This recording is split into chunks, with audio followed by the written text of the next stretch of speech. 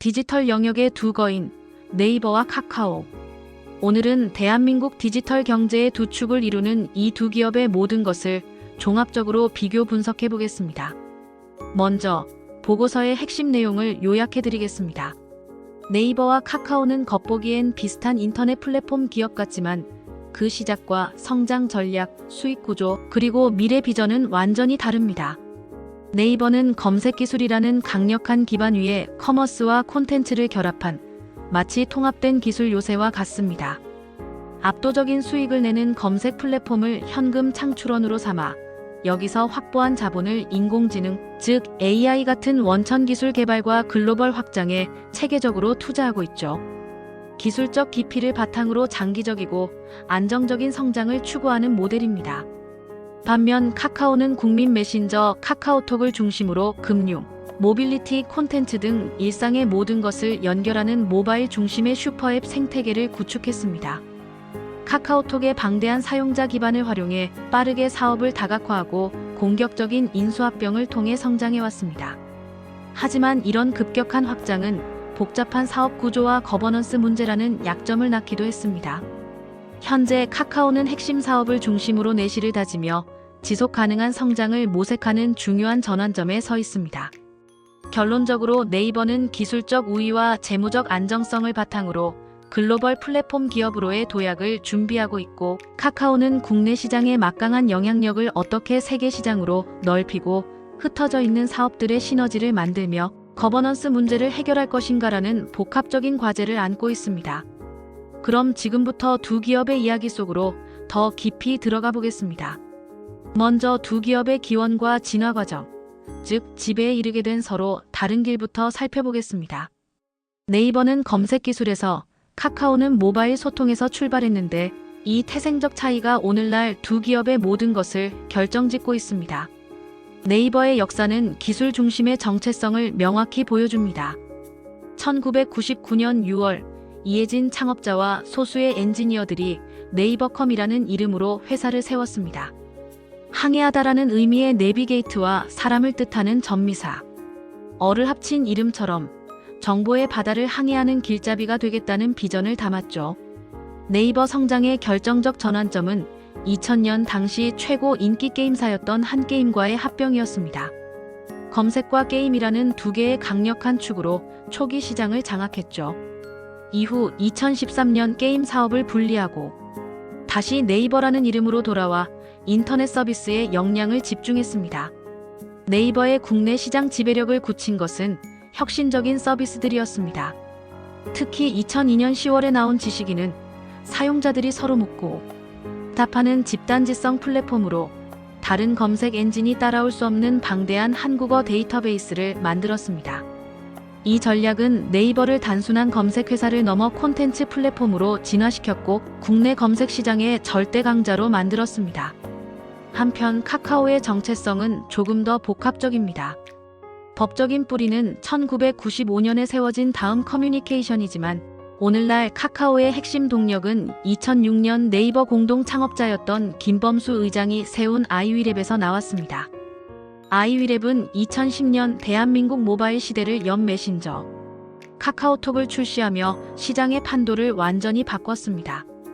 2014년 10월 다음과 카카오의 합병은 각자의 생존을 위한 전략적 선택이었습니다.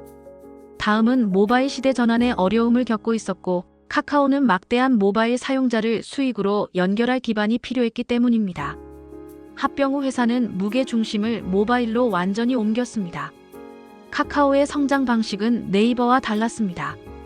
국내 스마트폰 사용자 침투율 93%에 달하는 카카오톡을 발판 삼아 게임하기, 카카오택시, 카카오페이, 카카오뱅크 등 일상의 모든 영역으로 서비스를 확장하며 카카오톡을 모든 생활 서비스를 연결하는 슈퍼앱으로 진화시켰습니다.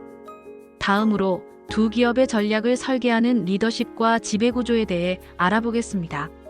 네이버와 카카오 모두 창업자가 여전히 회사에 막대한 영향력을 행사하고 있지만 그 방식과 역할은 다릅니다. 네이버의 이해진 창업자는 약 3.73%의 지분을 가지고 있지만 글로벌 투자 책임자, 즉 GIO로서 회사의 장기적인 해외 전략을 총괄합니다. 최근 이사회 의장으로 복귀한 것은 인공지능 시대를 맞아 핵심 전략을 직접 챙기겠다는 의지로 보입니다. 반면 카카오의 김범수 창업자는 공격적인 사업 확장으로 카카오 공화국을 건설했지만 최근 여러 거버넌스 위기를 겪으며 경영 쇄신의 중심에 섰습니다.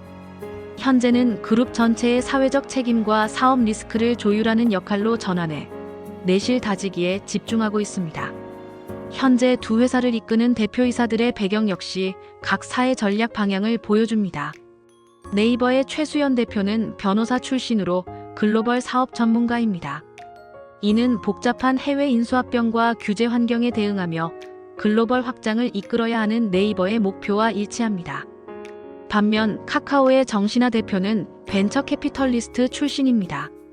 그의 선임은 무분별한 확장보다는 기존 사업의 잠재력을 키우고 수익성을 높이는 보다 규율 잡힌 성장을 추구하겠다는 회사의 의지를 보여줍니다. 이제 두 기업의 재무 성과와 규모를 구체적인 숫자로 비교해 보겠습니다.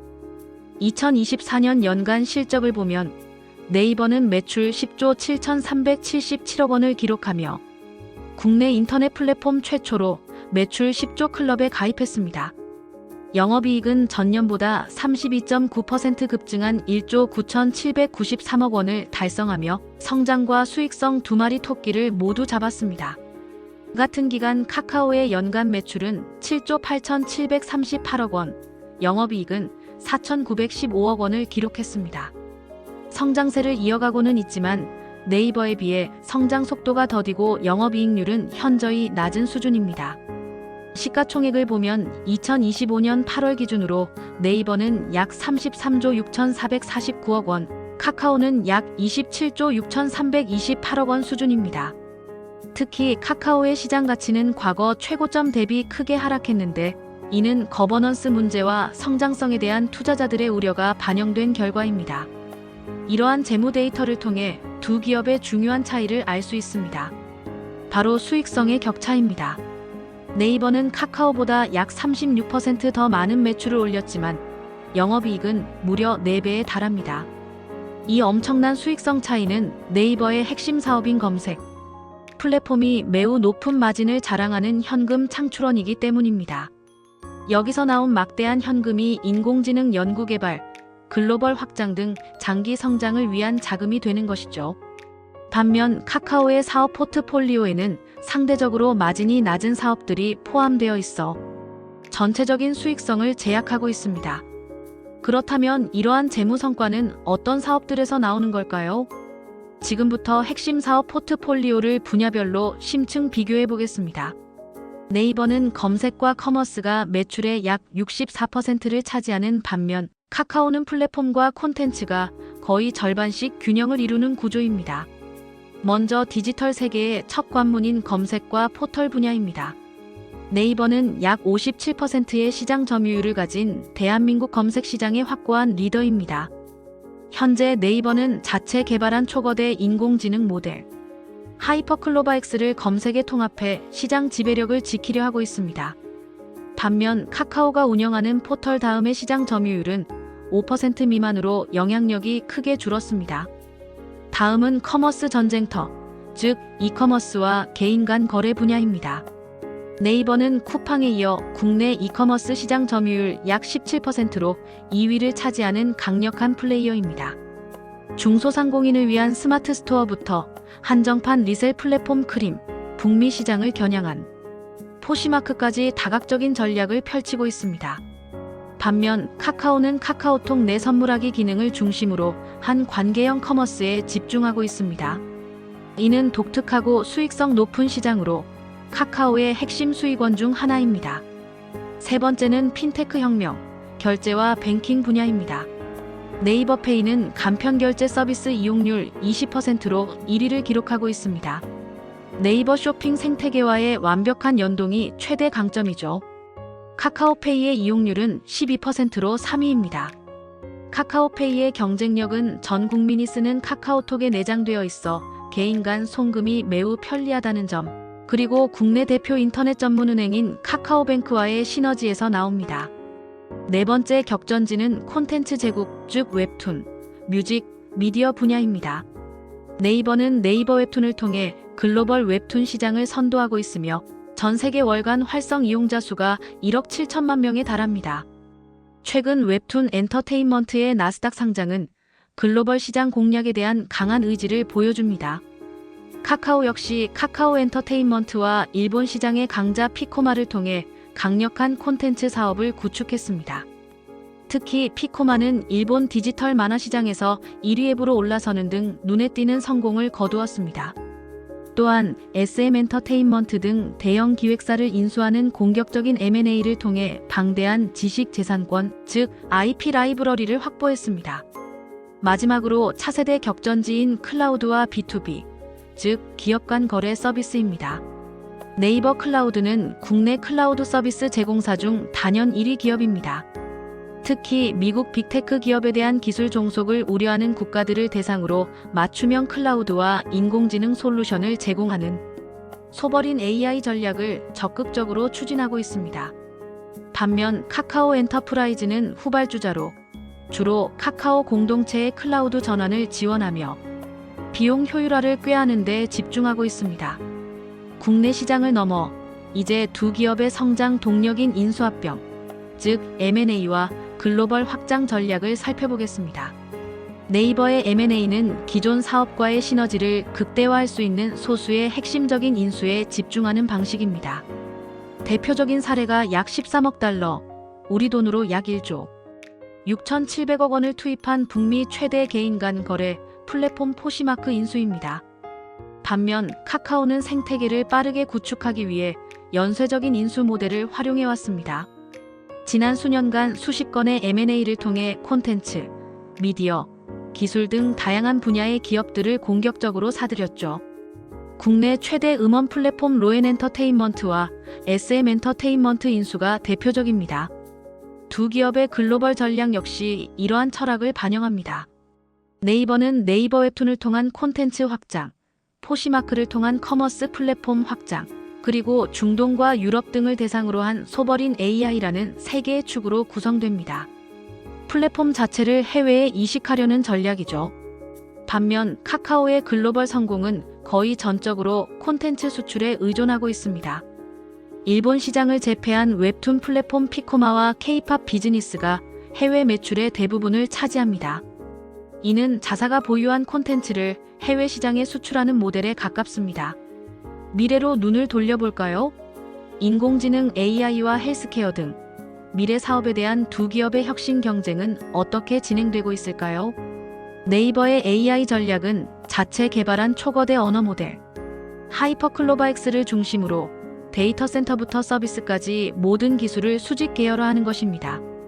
이를 바탕으로 모든 서비스에 AI를 깊숙이 통합하고 해외 국가나 기업에 맞춤형 AI 솔루션을 제공하는 B2B 사업에 집중하고 있습니다.